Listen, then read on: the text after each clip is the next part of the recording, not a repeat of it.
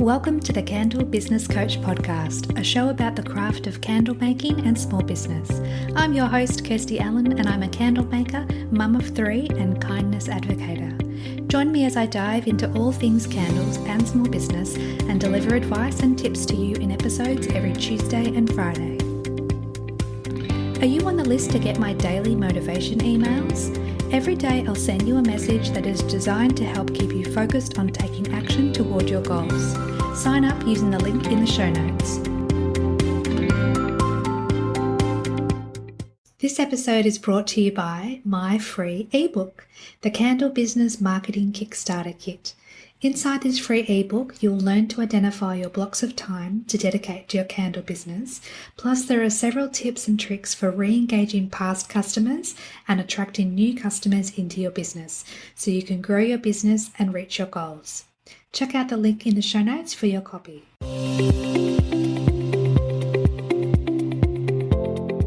Welcome back to the podcast, my friend. I'm super excited to have some very special guests with us today. We have got Cinzia and Lana from the Smoothie Bombs.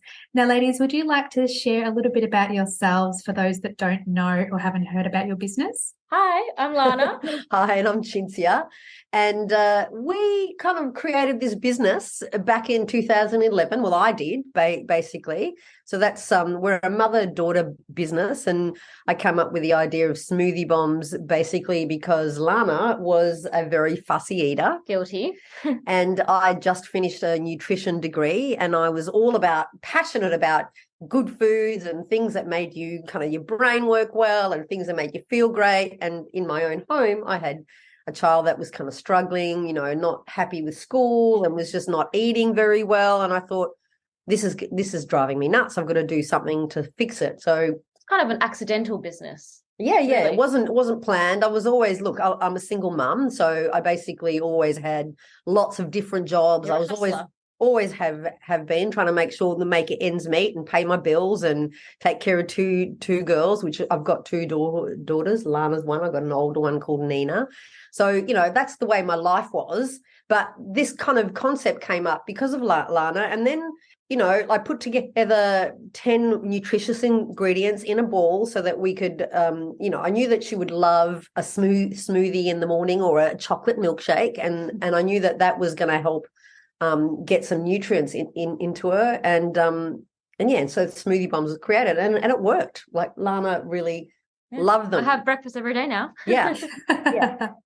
And are you still a fussy eater or has that changed? Oh, look, I'm a little bit fussy. Sometimes she is. So she still is. It hasn't changed her complete ability to do that. But I eat all because I used to not have breakfast or lunch, and then I'd come home from school and eat like a loaf of bread with jam. So now I'm at least having my meals. She's having at least like real food veggies. Some veggies, and I would make her delicious sandwiches to go to school in, and she'd come home and I'd look in her bag and they hadn't been touched. She hadn't eaten them.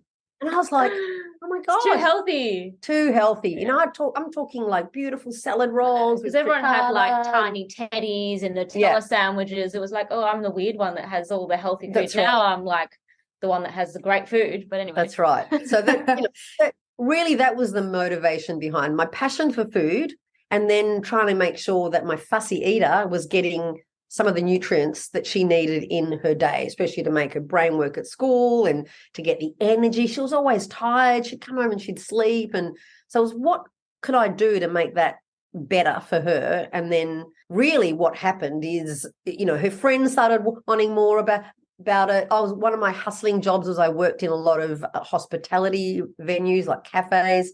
So I got them into cafes and things like that to start with. And really it took off from there. Yeah. And this is our 12th year in business, which is crazy to think about. Yeah, how much has gone from there. Absolutely. Yeah, definitely. Considering it had such humble beginnings, but such pure intentions to now be a business that's worldwide in terms of where your products go, which is incredible. Yeah. We got photos of Mum just hand rolling them at the kitchen bench. Yeah, literally. And it was, I think what happens with me is that I really just put one foot in front of the other. If I had to think about this is going to be a big business, we're going to do this great big thing, we're going to plan it all, I would never do it because it's overwhelming what it's like when you're starting a business to actually have to think about everything it can You be just gotta get really started. overwhelming. So really, I was just like, okay, my next step is to get it to these people. Once I've done that, I'll get this done, then I'll get the package done, then I'll do this done. So I kind of really learnt along the way, because I had no background experience in coming up with a product for market. It was never in my skill set, so You can learn it, definitely. yeah, I definitely just took it on and learnt it, and basically made lots of mistakes along the way, which were really valuable ones to teach me about, make sure you don't do this, or what that was a great idea. I'm glad I went down that path, or that was a really bad idea, and make sure we don't do that again. Like it's all part of being in business. Yeah, exactly. And as you say, like not everyone has that business experience or that education, and that can be enough of a mindset hurdle to stop people from beginning their journey, whether it's candle making or any business. So to know that everything is learnable, everything's figure outable, you just need to put one foot in front of the other and just be willing and open to learn along the way. Yeah, and also the product doesn't have to be perfect the first time you release it. Like with a candle, you don't have to have the flashiest packaging, but you can, once you start seeing what's selling the most, you can start improving it, but it doesn't have to be perfect from day one. I mean, initially we were hand rolling them by hand, putting them into these plastic bags that we'd seal and putting them in, we arranged, I got packaging made in China on Alibaba. This is 11, 12 years ago, when it was much harder to work on Alibaba. Let me tell you, now it's really easy. But before, it was like, it wasn't a place where a lot of English speaking people were. So you had to do a lot of kind of working out whether back and forth, and they'd send you samples and you try it. So in terms of the tube, like the packaging, that took a bit of learning. And again, like I'm saying, I had no experience. I'm just like, let's hope. I remember the first time we sent out our first order to get tubes, I was like, I've just given them like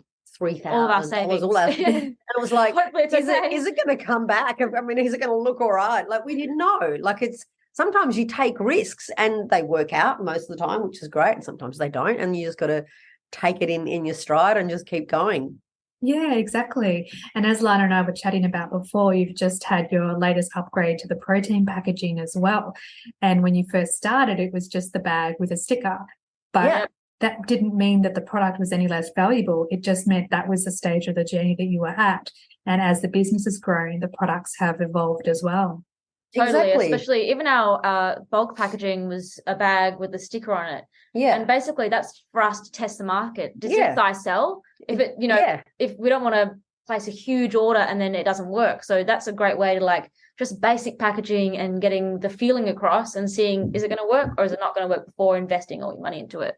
Yeah, that's exactly right. Like we did with the proteins as well. We're tipping our toes in the protein environment. We knew that we wanted proteins because everyone that we tried on the market, we didn't like. And I use it and I'm just like, every time I bought proteins, they were like too sweet, or they had that stevia aftertaste, which I really don't like. And I'm like, how hard could it be to create a protein? Why has no one done it yet? Why has no one done a stevia-free protein? That's right. So I sat there and kind of played it, and we have staff. So I make concoctions and go, hey, try it. And they'd go, well, yeah, it's all right. Or eventually it was like, that's really nice. I'm like, okay, well, then it's great. I know how to do it. Yes. And then, we'd send stuff off and get all the lab results back to make sure it's all fine. It's got the right levels of protein. And then, so yeah, once we did that, that's when I tried it. I thought, let's just see if our customers really want protein.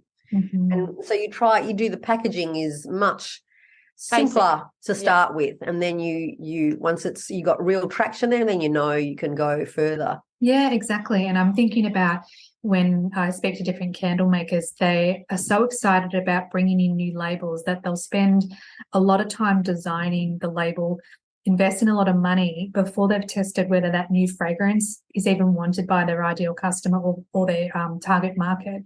And I think, I believe you would agree, is that research is so important to get right from the start, rather than getting caught up in your emotions and all the excitement. You have to kind of temper yourself and just go a little bit slower so that you can do it with the right mindset rather than getting caught up in it all.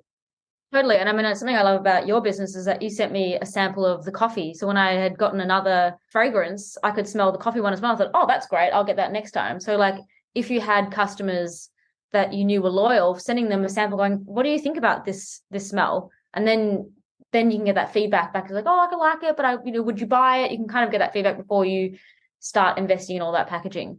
Yeah, exactly. And it's so important just to put your business hat on. And if you don't have that knowledge, then go and learn, educate yourself so that you can feel more confident in your decisions and how you run your business. And ask your customers. Your customers are fantastic. They're your loyal customers that really do love your product. So if you ask them what they think, you're going to get some great feedback and be very open with them and give them samples, give them a try and see what they think, because that's really one thing that we have definitely done in our Facebook group. We always ask like, oh, if we launch a new product, what would you like? And then if they're all voting for this one thing, it's like, great. And then the customer feels like they're involved in the whole product development process.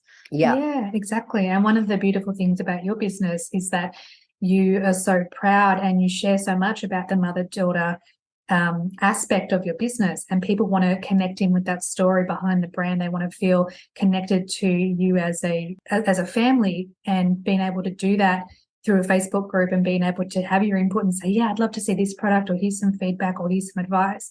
It really does generate that community, which is what people are looking for. Absolutely. I totally think it's really important to really show yourself as the face of the brand. Like, a few years into business, we had someone approach us wanting to invest in us. And when we said no, he basically created a copycat brand. Yeah, he didn't take it nicely. He wanted to buy us out basically, and we said no. And so he created a brand basically with a really similar look, similar packaging. And this I'm sure happens in the candle industry a lot. And we sat down and we were really kind of upset. And then we thought, what can we do that's truly us that they can't do? And that is they can't copy. We're a family business and we do have those ethics and we care and we're a small business. So really that's when we started doubling down on who we are. You get to see us, you get to talk to us. If you ask a question, we'll be right there responding to you. Make it personal. Because a lot of businesses don't make that extra effort. I mean, these guys, these copycats, even went out and hired a nutritionist to be on board, to make it look like, oh, we got a nutritionist. Look at, I'm just like, that was our story. And then I thought, but our story actually is that it's me and you. It's us. Yeah. And make ourselves seen, put us in front of the camera, in front of the brand, so they can see that they're dealing with people that are real. It's a family. It's just like you out there. We're not a big organization. It's us working really hard to create a brand. Yeah, and that's how you really differentiate yourself from other businesses, and I'm sure there's lots of copycats in every industry. Absolutely. Yes. And what's interesting is that, like for you guys and for myself, we're comfortable with showing our face on social media, whereas a lot of people won't necessarily hide behind their brand, and they use the term hide loosely, but they are afraid to put their face in front of their products for a variety of reasons. But the impact that it has is huge. It'll have an impact on your sales. It'll have an impact on the connection that your customers have with you. And you just need to be brave and just to give it a try and put yourself out there. And that confidence that you then will generate within yourself spills over into all areas of your life, not just your business.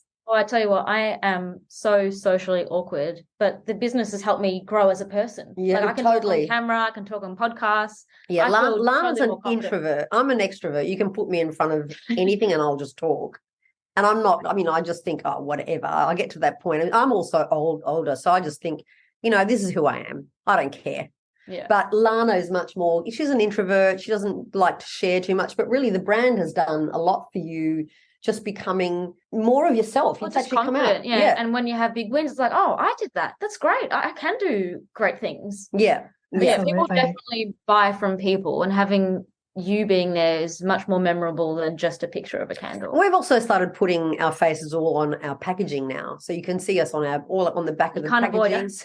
We're right, because you know what?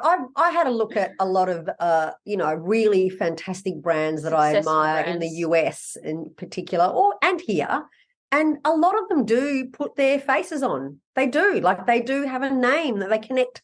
But I think that makes someone feel like they're buying from people, like Lana said, rather than a big multinational company. There's something about knowing that there's a person behind there that's doing all that packing and is creating the products that makes people connect. And people also love to see behind the scenes, like especially now with TikTok, I see so many videos of how to make this and how I've done this, and it's great. You like seeing how your product is made or how it's packed. Yes, definitely. And I love one of the things that you both do on your Instagram is that you'll dance and you'll have fun and you'll just enjoy your business, and that passion spills over into your customer service and just the products and everything that is what is the Smoothie Bombs is all about. And when you're watching it, you just feel so connected to you and your brand in such a genuine, but it's a genuine thing that you're doing. It's not staged. It's not, it's just genuine. It's just really lovely to watch and just to see. And I love the Instagram stories that you do, Lana, each night. Like you'll always start with something that's really funny and it just makes you laugh. And you just know that when you click on your page, you're just going to have positive feelings come up. And that's something that you do just so well.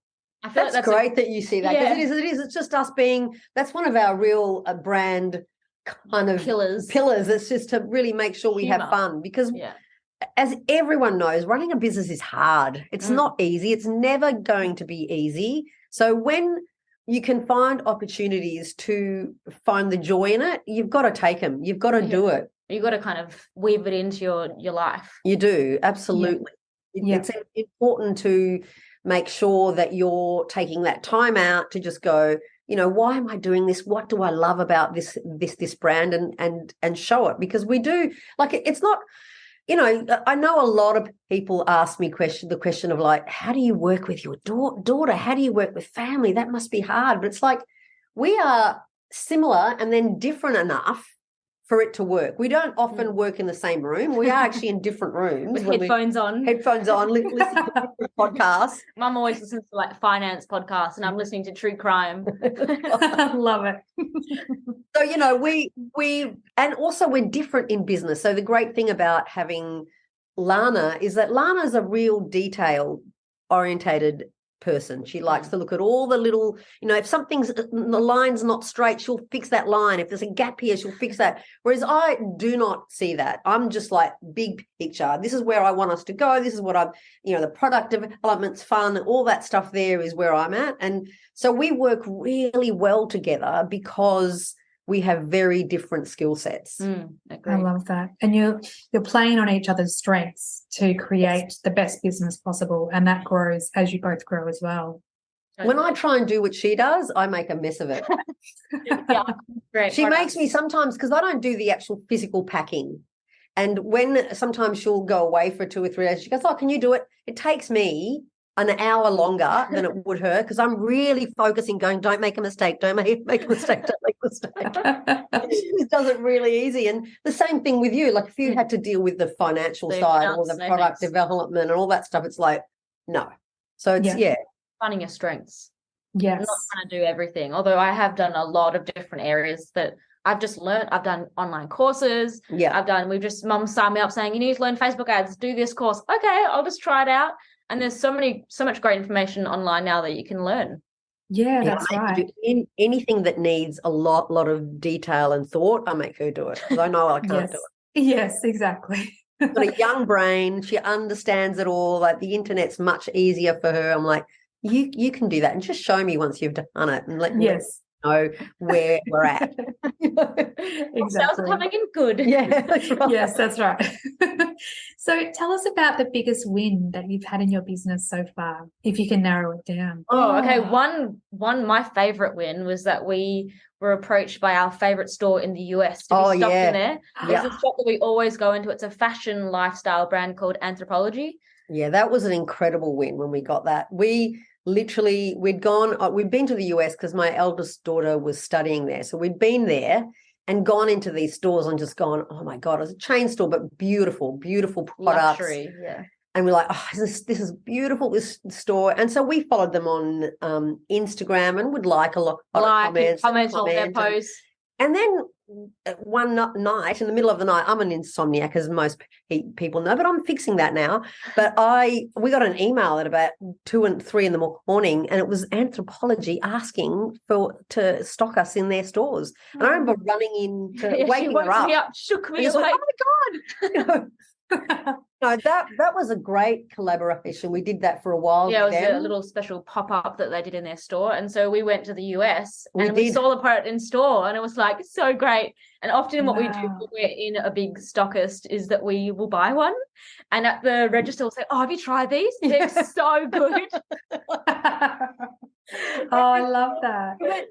In most of the anthropology stores in the US, we actually went in and said, "That's our brand," and they go, and they're all really excited. They were excited. You know, like, "Oh, I like, let's take a photo with you," and that was, mind blowing, because you look at that and go, "How does that even happen?" You don't plan that stuff. And we don't even reach out to them. You're in a big store in the US that you love, and you're there. So that was incredible. We even did a stint in Macy's in the US, and they contacted us. Again, all this stuff happens because of social media, because of Instagram. That's brought in so many people, so many, new brands. And also, when I think about that, we did in the beginning, we were in Chemist Warehouse for a while, and that was the same thing. We got I got an email from a Chemist Warehouse buyer, and I thought it was a joke. We thought it was spam. We were like, I thought it was a joke. I'm like, why would they want us? Like, we're not. That's not what they sell in Chemist Warehouse. It's it's spam,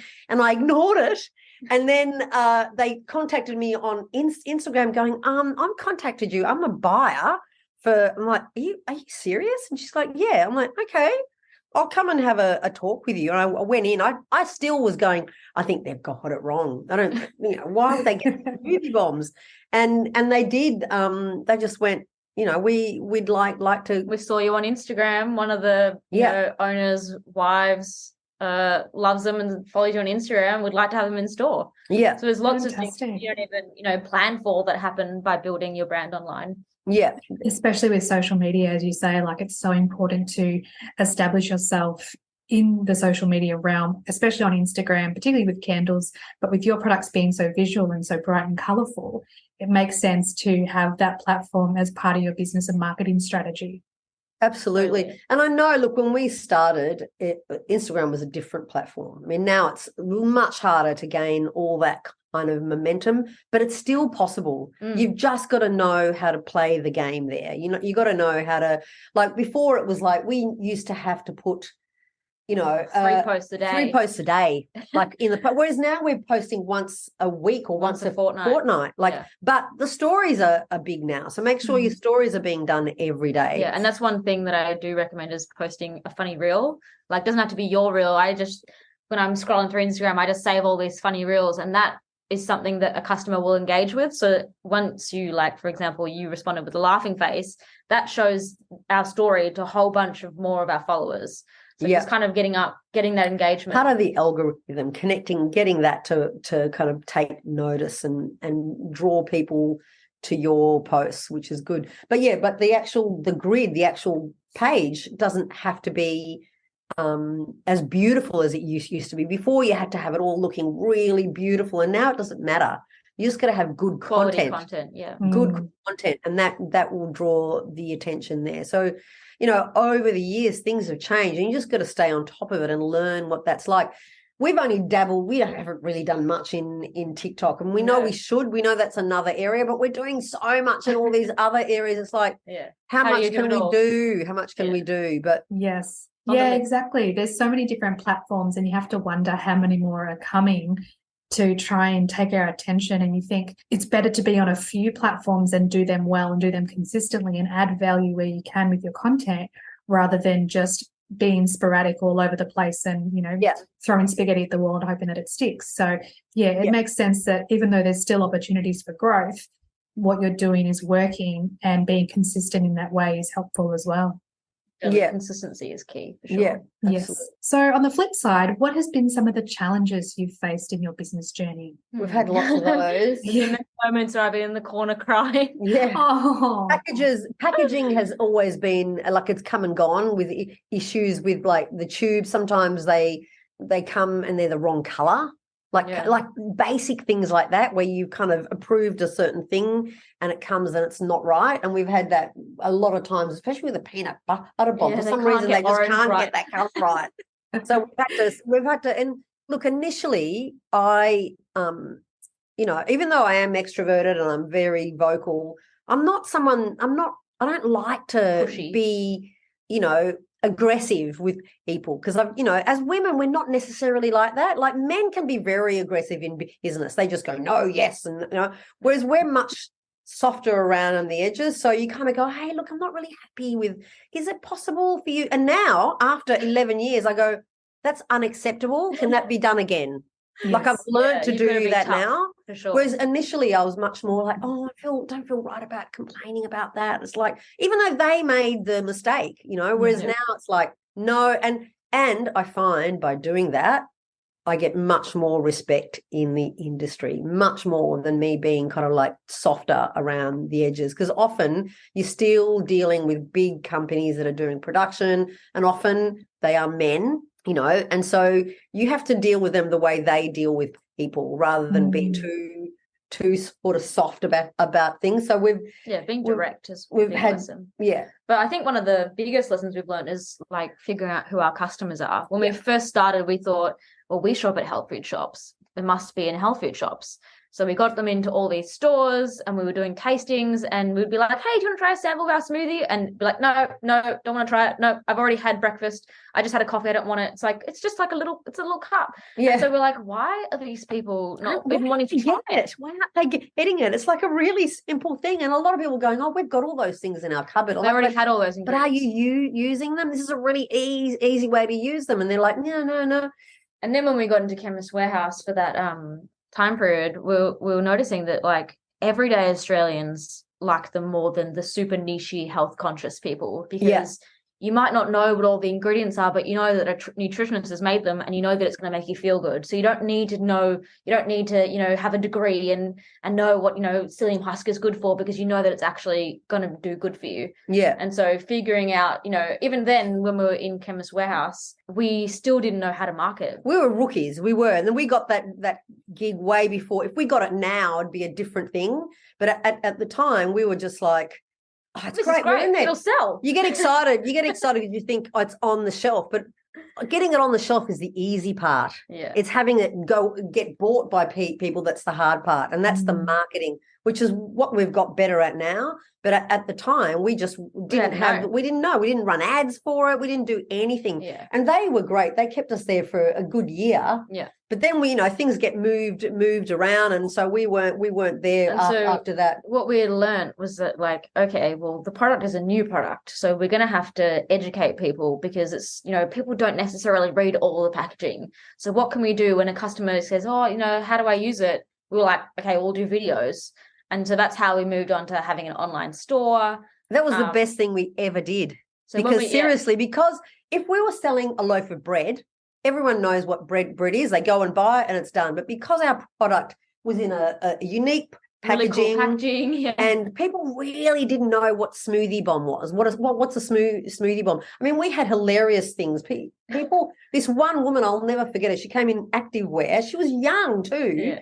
We were doing a tasting with the cups, and she said, "Oh, what's that? Is that hair color?" Like, no, not it hair said color. Like smoothie tasting, and there was like a green one. Like, she thought it was hair color, and I'm like, wow, people don't get it when they see it in like that's what we've got up against us. We're educating people. So how do we do that? And that's why having an online store is great, because it was fantastic and for us setting up a Facebook group and actually getting to know who our customers are, what they like. What kind of places they shop. You get all that information from them and you go, okay, well, if they like this, then maybe they'll like a vanilla flavor. And so then you can increase your range through that way. Yeah. We kind of really learn about who our customers were by going online. Yeah. And it's so important to have that knowledge of who you're selling to and what barriers you face to get them from a point of knowing your brand to then purchasing your brand to then becoming loyal to then continuing to purchase in the future. And that's part of the journey of business and marketing, is that you discover what that is and who that person is, so that you can have a viable business that will be successful over time. And you can scale it up. Exactly. Yeah. And it gave us a lot of insight. So initially it was an issue because that was the struggle we had. We're like, how do we get through? How do we explain this? Yeah. And then we discovered who our customer was. And we loved who our customer was because they were really like me. And so it wasn't busy, that we knew it wasn't that highly kind of highly gym going influencer kind of people. It wasn't that person, that young girl that looks a certain way. It was a much wider range, much more like a real person that's out there that wants to get something done in their life that isn't going to change every single aspect of their life. They're just going to feel good by doing this little small step that's going to contribute to them feeling better. And that was a big thing. Yeah, definitely. And because you promote your community in such a beautiful way as well, it's not just someone buying the product and they're on their own experience in it. Like you run your monthly challenges or your monthly healthy eating challenges where people can be a part of that community. So they feel like they feel like they're involved in something bigger than themselves, and that there are other people that they can relate to and make friendships with as well. I love when people make friends in our Facebook group. It's like my mum and I go, oh my God, look at them. They're so cute. They're making friends and they give each other advice about what recipes to try. It's great. And we meet them. Actually, we meet our community. Like last month, was it last month that we saw? Yeah, we've met our community. One of our fabulous customers texts us saying, hey, I'm going to be in Melbourne. Do you want to get like breakfast? And we're like, sure, that's great. That's right. That was fantastic. It was great. I love that. Yeah, and we are like we're always available, which is, when you read all the books about business, they all go, you can't do that because it's not scalable, but like just do it. Yeah. When you kind of, be as available as you can, because as much as you can, but you can, if someone sends you an email saying, hey, look, I don't know how to use this flavor, it's easy for us to come back going, hey, this is the best way you can try it with these things. Oh, you don't like banana? That's okay. Why don't you try these fruits? And so we're always available for support, which I think is what makes us unique loyalty, too. Yeah, for sure. Yes, definitely. And you know that you're not getting just an automated response that's been set up to try and save you both time. It's about being there for your customer and scaling the business in other ways and outsourcing other things so that you can still stay true to what's important to you in your business. That's right. You don't have to be a $1 billion multinational business. You can actually work really well within a small business and create a living and provide the right support as well. And a quality product. Yeah. When you start your candle business, there are so many things to consider and research along the way, especially when it comes to choosing the right suppliers. Long Story Short provides all your design and printing needs, from your logo and branding to designing and printing your product labels. The quality is exceptional, the customer service is amazing, and prices are very reasonable. They're the only label company I recommend, so check out their website or send them an email today to get started. hello@longstoryshortdesign.com.au.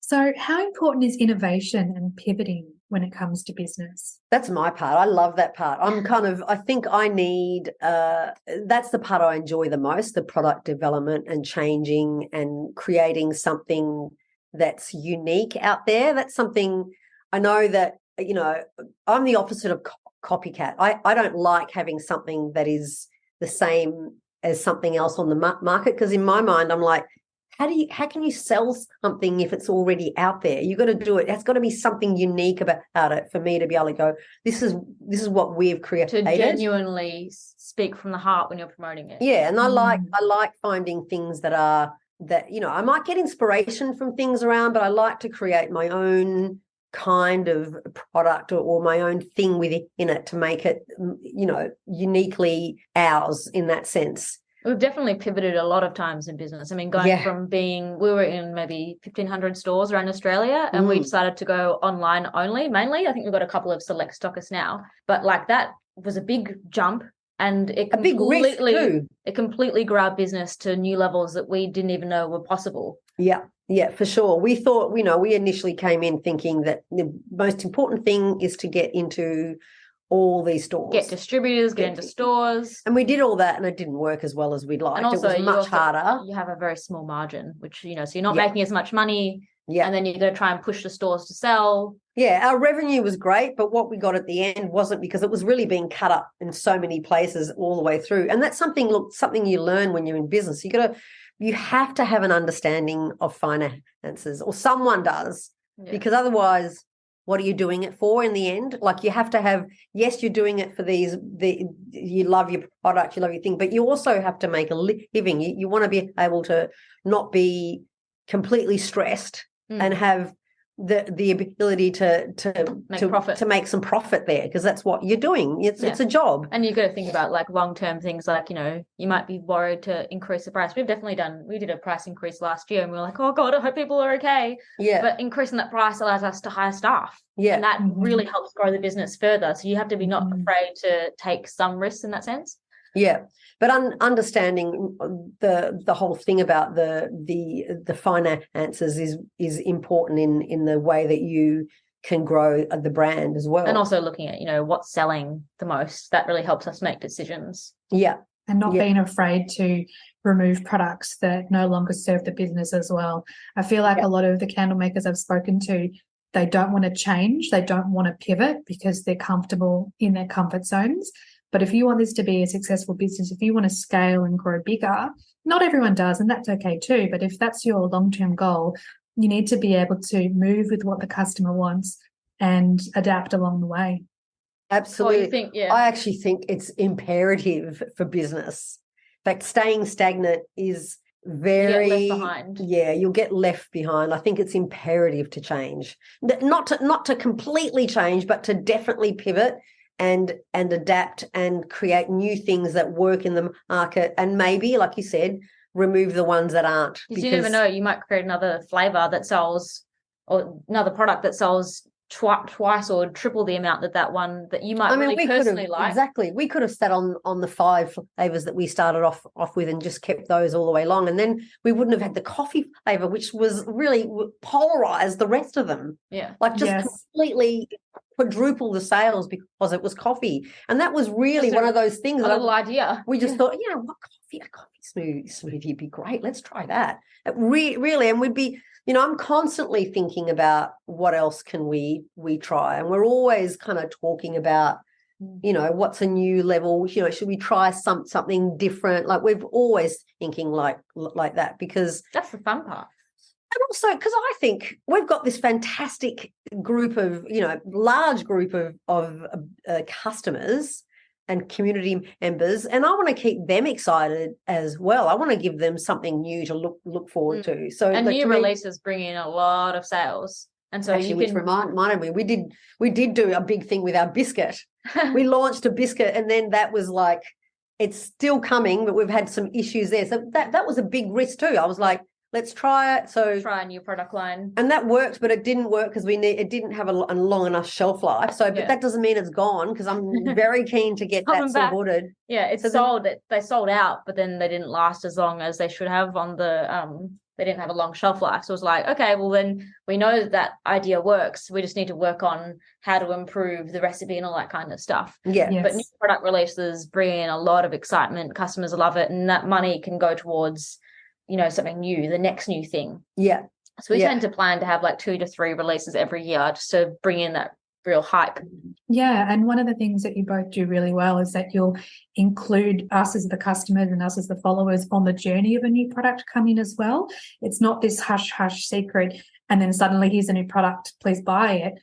You help to interweave the journey of that new product so that you're excited along the way and you can't wait for that product to be released because you've experienced the journey to have it come to fruition. So I love that you do that as well. And it's a really good tip to be able to, a really good example of being able to build up that hype is to include your customer in the journey, show the behind the scenes rather than keeping it secret, because you want to kind of share the joy. You want to share the excitement that you're experiencing at the same time with your customers and with your followers. Totally. Yeah, we do that. We, when manufacturers allow us to go in and film stuff, we do. We like, let's show them that's been the bags are being made, or with our whatever. Biscuit manufacturer, the packaging manufacturer, we made them all dance. We got all of the dudes who had never met us before. Like, can you shake your bum, please? Is that okay? Asking, but like, can you? Yeah, and that video was great. Yeah. Was great. We got them, and that was before the biscuits were made, just because we got the production line of the packaging being made. We thought, just give everyone a taste. This is what we're doing, and it just makes it much more fun. You get to see, it's memorable. Yeah, and we're real. We're just out there trying it out like the rest of us, Yes, exactly. So speaking of pivoting, I'm just going to pivot this conversation slightly. Why do you think self-care is so important when it comes to either nutrition or just life in general? Well, look, if the business is, especially when you've got a lot going on, or when there's an issue that you have to work on, self-care is almost imperative because you are stressed. Stress is a big part of business. And so finding that time out to just take care of yourself, and it's not always easy. I'm going to be the first to say that I've had to really go, okay, I'm overly stressed. I need to take time out. And if you don't take care of yourself, you're just going to get straight into that burnout. And we've definitely both felt that. We've been there. We eat healthy, but if you're working all the time and you're packing all those orders, I'll go, a day and be like, oh, did I have lunch? I'm not even sure. You need to kind of have those routines, because otherwise your brain's not going to work, because you're not going to make the right decisions. No, definitely the self, and something we actually talked about at the beginning of this year, which is something we've already locked in, is that once a month we are going to once a quarter. Well, we're doing it more than once a quarter if we can. We just are going to book an Airbnb out of town in our own state, and just go and have for a weekend, 3 days off. Yeah.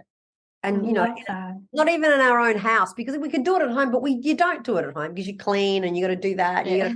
So we literally said, let's just get out and go get a country house, and bring books. Yeah. If it doesn't have the internet, even better. Like we don't want to do the internet thing. Just bring books, bring the dogs, and disconnect. Because you do need that mental space to be able to come back and actually have excitement for the business, especially if you're running for a long, long time. It's like it does sometimes become like a Groundhog Day situation, and you've got I get it. I get real when I start to feel like there's no joy in my life because it's just work. It just affects everything. So as soon as I start to get that little voice come up going, where are you finding the joy at the moment? I know, and I just go, hey, we need to do something nice. We need to start doing some nice things. We need to do some, because we're both workaholics. We could easily work 12-hour days, easy. Like we do actually still in ways, but we make sure that we give ourselves really nice treats. Delicious smoothie for breakfast, a nice healthy lunch. I used to skip all my lunches. I make sure that there's always food there. We always eat. Whereas now, having lunch is like, oh, it's great. Like I've got more energy. I actually can make it through the afternoon. Yep. Even down to the fact that we'll go to the art gallery. Really, like even that can do some great things. Because we both are very creative, so we love, inspiration can come from art. So it can be all types of art. So we like to go to see music. Like tonight we're going to see this candlelight orchestra performance playing Fleetwood Mac. Like piano and violin and it's like we saw that, we went, let's go do that. Just because it's like self-care. It's that to us is self-care, because you're going to walk out of that and feel great, inspired. And so it's like we look at things like that. Before we were just like bang bang bang, work, and we just found that it was when your whole life is your business. You end up just being it actually doesn't, it affects the business big time, because you're just constantly under that stress. Fear as well. You're making fear decisions as opposed to looking at the data and making correct choices. I know too, in the past when I've gone to do things and gone to places and got inspired, I come back and go, oh, you know what, that blue was beautiful. I might see if I can use that blue because I like that blue. I might use it on packaging. It can be simple, like you can just getting inspired by slight things that when you're out, or it just opens that part of your brain that feels like, oh, it's exciting, why don't we do you're starting this? A business because you've got that passion. You just got to kind of tap into that passion more. Yes, exactly. And it can be hard when you are so passionate and you want to work on your business as much as possible, but then you need to remember to not only take care of yourself, but you have other responsibilities as well, and you need to try and find a balance between all of the different things. but then not use the other responsibilities as excuses for not working in your business as well, and then making decisions based on fear because, you're afraid of failure or you're afraid of success or whatever it might be. It's really having that, I guess, self-awareness about how you're approaching the different tasks and taking care of yourself and allowing yourself to have that space and giving yourself some grace will mean that you can make better decisions for your business and your life. Absolutely. And that stuff's still going to be there tomorrow if you take time out. It's still there. It doesn't go away, unfortunately. So taking that time out and just kind of giving yourself that space. I mean, we also go out to eat in nice places. We'll go out once a month to somewhere really nice to eat. Different restaurants. We don't, and we're not, neither of us are big drinkers, or we can't kind of do anything. We just love beautiful food. So it's we do energizing. go out. We'll go out and eat somewhere nicely, and we, touching on that point about failure, I think the best lessons I've learned with things that have failed, I would not be the business person I am without them. I just think failing is brilliant. You need it. You need things to go wrong to learn, because you don't learn when things are always going great, because you're thinking, oh yeah, this is fine, but those things can really change. I mean, seriously, the whole being in store pivot, that failure turned us to going online and made us a much better brand. Totally. So and failure is inevitable. It's going to happen. Yeah, and I remember, if you didn't choose it, there'll be something around you that'll happen and you'll have to deal with it. I remember really well when we were here, when we kind of decided we're going to, you were like panicked. You were like crying. You were going, the business is done. We can't be in store. And I'm like, I said, you know what, I think there's more to it than this. We can do something. We need to talk to our customers, and we became an online store, and that was incredible. And the key to that is that whenever we showed anyone our product, they loved it. We're like, the product is great. It's not just you got to fine tune, the marketing or how the experience or all that kind of stuff. It could be just a little thing that you make sure to ship out the orders really quickly, and then you'll get lots of good reviews. And like now, for example, I haven't worked today, and yet we've made all of this money because we've had years and years of people leaving amazing reviews saying, I love these. And so when people read that, it's like the customers from years ago are selling the product today. Yes. And it is a lot of that work that you do initially reaps its reward along your path. And it's quite, even we've had people that we've met at events like 3-4 years ago that have like said, oh, you should meet this person, or like something like that, and it's gotten this great connection, and they'll just remember us if we'd spoken at an event or something like that. It lasts a long time. It does. It does. There's a lot. We've got a wealth of experiences in those ways. I love that, and I love how it's just you make connections along your journey, and it reaffirms that you're on the right path because people are resonating with what you're creating, and they're connecting in with who you are as two beautiful ladies, rather than this big business that doesn't have that personal aspect to it. Yeah. I'll tell you, we've had along the way, we have actually had people that have gone, just shut down then. We've had advice. We've had so many people. People, when things have pivoted and they've gone the wrong way, they've just gone, it's too hard. Just go get a job. You can get a job. You'll be able to get really paid really well with your skill set. And we've had so many people doubt us over the years. So many people. Family, we've lost family members, friends. We've got so many friends that like, why didn't you support us? Like, then you mustn't truly care about this friendship. So don't be afraid to let go of people in your life. You'll find people that do that all the way through. But what, like Lana said, the one thing that I keep going back to is like, when I've shown the product and the idea to complete strangers, I see their face and they just go, that's brilliant.